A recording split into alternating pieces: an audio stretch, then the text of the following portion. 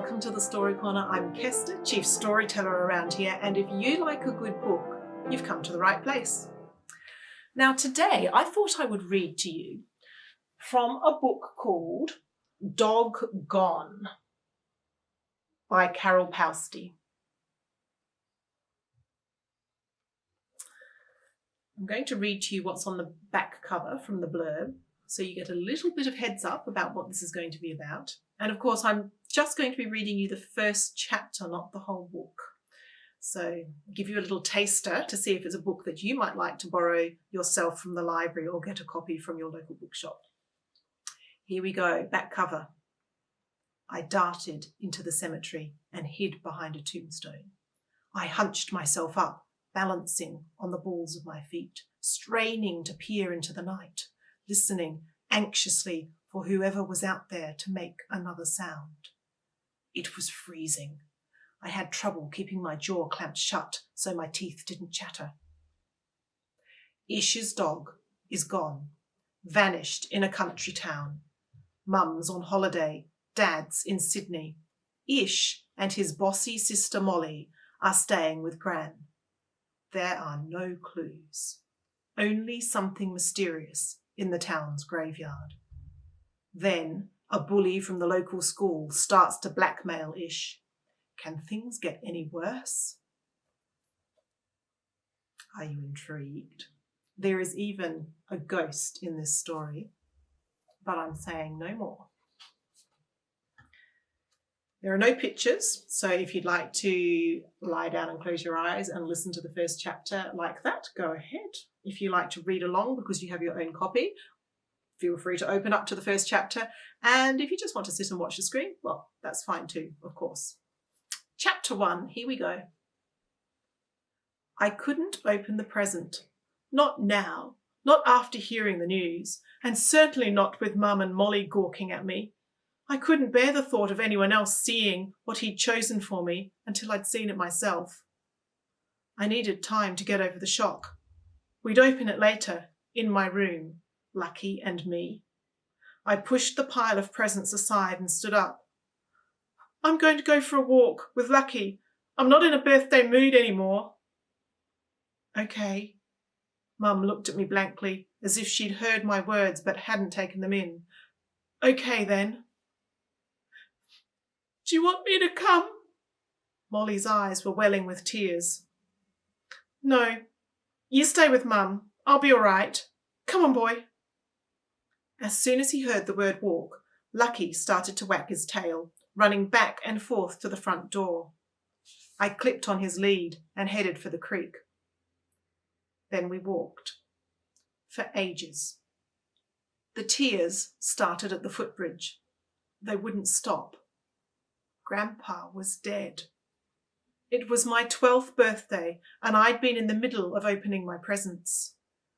Unbelievably, the one I was about to open, I actually had it in my hand, was Grandpa's. The postman had delivered it this morning. The phone had rung, and Mum went to answer it. She came back into the room, her face the colour of milk. It had been Gran with the bad news. A heart attack. I couldn't believe it. When we got back from the walk, I couldn't open Grandpa's present straight away. I waited all day and unwrapped it in my room before I went to bed. Lucky was eager to help. Inside the padded post bag was a parcel wrapped in rainbow birthday paper. Gran would have chosen that. Stuck to it was a card with my name on it in Grandpa's handwriting. On the outside it had a boy fishing. I was crazy about fishing. And inside, some birthday wishes signed with love from Gran and Grandpa. Underneath, in brackets, Grandpa had written, "This present is from me. Gran will give you hers when you come up in the holidays. She's still knitting it." I could tell by the shape and feel that it was a book. That wasn't surprising. Grandpa was a poet. He always gave me books. Ever since I'd been little, he'd read me poems. It was important to hear poems read out loud, he'd said. It didn't matter if I didn't understand them. Just enjoy the swish and swirl of words dancing off the page. Maybe this was a poetry book. It was smaller than a novel, and it had a hard cover. I ripped open one end of the paper, and Lucky helped with the rest. While he ran off around the other side of my bed with a huge chunk of paper, shaking it from side to side as if he was trying to kill it, I held the book in my hands, thinking of Grandpa. The tears started again. I cried so hard my whole body shook. Lucky looked up at me with his head on one side.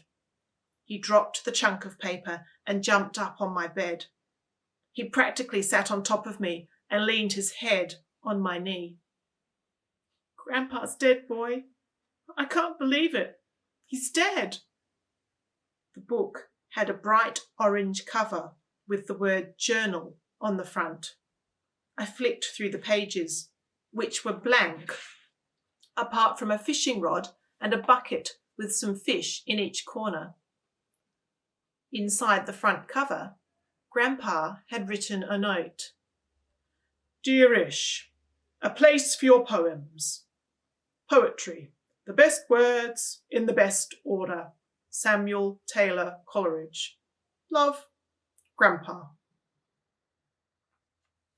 And that is the end of chapter 1.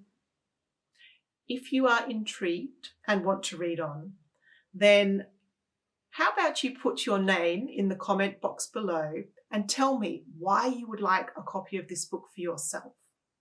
And your name will go into a draw for this very book, and I'll post it to you if your name comes out of the hat.